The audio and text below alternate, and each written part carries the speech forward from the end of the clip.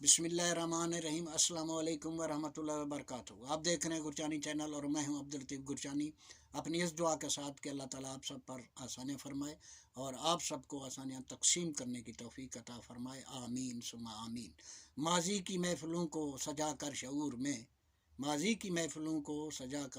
میں دیتے ہیں زندگی کو سہارا کبھی کبھی۔ آج ایک ایسی ہی محفل کا ذکر کرنے لگا ہوں جو فاضل پور کے پرانے بازار میں واقع ایک ہوٹل میں بعد نماز فجر روزانہ کی بنیاد پر سجا کرتی تھی۔ اب جو اس محفل میں شرکت فرما ہوتے تھے یا اس محفل کی زینت بنا کرتے تھے، ان میں بھائی جان سردار خواجہ خان دریشک صاحب، بھائی جان سردار خلیل احمد خان دریشک صاحب، اللہ تعالیٰ ان کو صحت بری لمبی زندگی عطا فرمائے، آمین ثم آمین۔ ان کے علاوہ مرحوم چاچا گول محمد نقی صاحب، مرحوم میاں صلاح الدین سنارا صاحب اور ایک شخصیت تھیں جن کا نام مجھے یاد نہیں آ رہا، تمام دوست احباب انہیں حاجی صاحب کہہ کر مخاطب کیا کرتے تھے۔ اور اتنا مجھے معلوم ہے کہ اسی شہر یعنی قدیم شہر میں ان کی ایک کپڑے کی بہت بڑی دکان ہوا کرتی تھی اور قرائی فیملی سے ان کا تعلق تھا۔ دعا گو ہوں کہ اللہ تعالیٰ جو اس جہان میں ہمارے ساتھ نہیں ہیں، اللہ تعالیٰ ان سب کو اپنی رحمتوں سے نوازے، آمین ثم آمین۔ یہ جو میں آپ کے ساتھ قصہ شیئر کرنے لگا ہوں، یہ میاں صلاح الدین صاحب نے، کیونکہ میں جب یہ فاضل پور شہر میں گلشن ناصر کی بنیاد رکھی جا رہی تھی تو اس وقت میں نے ایک پراپرٹی کا آفس کھولا تھا، تو میاں صلاح الدین صاحب روزانہ میرے پاس آتے تھے۔ انہوں نے یہ قصہ میرے ساتھ شیئر کیا تھا جو میں آپ کے ساتھ شیئر کرنے لگا ہوں۔ اب اس محفل میں حالات حاضرہ پہ بھی تبصرہ ہوتا تھا، بین الاقوامی سیاست کے متعلق بھی باتیں ہوتی تھیں۔ اس کے علاوہ مرحوم چاچا گول محمد نقی صاحب، مرحوم حاجی صاحب، مرحوم میاں صلاح الدین صاحب، ان کی آپس میں طنز و مزاح نوک جھونک بھی ہوتی تھی۔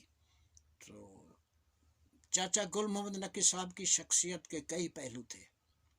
ان کو بھٹو خاندان سے نہایتی عقیدت اور محبت تھی، اور پاکستان پیپلز پارٹی کے بنیادی جو ارکان تھے یا جو بنیادی رہنما تھے، نقی صاحب کا ان میں شمار ہوتا تھا، اور ان کے پاس عقل و دانائی کی باتوں کا ایک ذخیرہ بھی تھا۔ میاں صاحب نے مجھے بتایا کہ ایک صبح محفل گرم تھی، چائے کا دور چل رہا تھا، تو نقی صاحب نے کوئی ایسی بات کر دی جو کہ حاجی صاحب کو اچھی نہیں لگی۔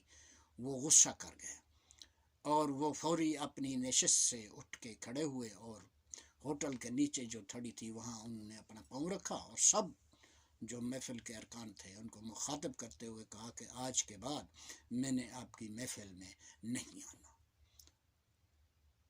اس محفل میں موجود تمام جو حضرات تھے یا جو روئے رواں تھے، سب نے حاجی صاحب کو منانے کی بہت کوشش کی، لیکن حاجی صاحب اپنے فیصلے پہ اٹل رہے۔ اب یہاں دیکھیے کہ مرحوم چاچا گول محمد نقی صاحب نے ایک دانائی سے کیسے ان کو فوری ہی منا لیا۔ تو اس کے بعد پھر چاچا گول محمد نقی صاحب اٹھ کھڑے ہوتے ہیں اور حاجی صاحب کو کہتے ہیں، حاجی صاحب واقعی آپ سیریس ہو گئے، اس کے بعد آپ نے ہماری محفل میں نہیں آنا؟ انہوں نے کہا بالکل میں نے نہیں آنا۔ تو مرحوم چاچا گول محمد نقی صاحب نے کہا کہ یہ دستور دنیا بھی ہے اور اخلاقاً بھی فرض بنتا ہے کہ جانے والا جو خدا حافظ کہنے سے پہلے بغل گیر ضرور ہوتا ہے، گلے ضرور ملتا ہے، کیونکہ آپ نے خود کہہ دیا کہ میں نے آپ کی محفل میں نہیں آنا اور زندگی کا بھی کوئی بھروسہ نہیں ہے۔ پھر سب نے اس بات کی تائید کی، تو پھر چاچا گول محمد نقی صاحب اور حاجی صاحب آپس میں بغل گیر ہوئے، گلے ملے۔ اس کے بعد پھر حاجی صاحب جانے کے لیے روانہ ہوئے تو مرحوم نقی صاحب نے انہیں بازو سے پکڑ لیا اور کہا، حاجی صاحب اب آپ نے کہاں جانا ہے؟ انہوں نے کہا میں نے تو جانا ہے، میں نے آپ کو کہہ دیا کہ آج کی میں آپ کی محفل میں نے شمولیت نہیں کرنی.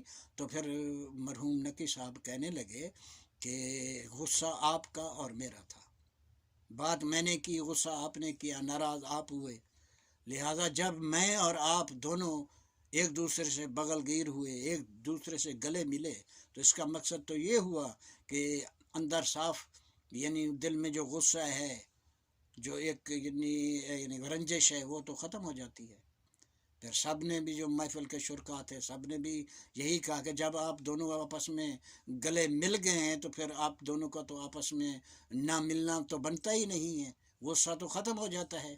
پھر یہ بات سن کے حاجی صاحب بھی ہنسنے لگے. اس کے بعد وہی محفل تھی، وہی حاجی صاحب تھے، وہی چائے کے دور تھے، اور وہی گپ شپ تھی. ہماری سرائیکی زبان میں ایک مثال ہے کہ بعض اوقات چھوٹیاں چھوٹیاں گالی بھی کوٹھے چڑھتے ہیں، لیکن جو دانا لوگ ہوتے ہیں وہ اپنی دانائی سے چھوٹی بات کو کوٹھے چڑھنے سے پہلے ہی روک لیتے ہیں، اس کا سدباب کر لیتے ہیں. انشاءاللہ زندگی باقی تو پھر ملاقات ہوگی. سونے رب دے.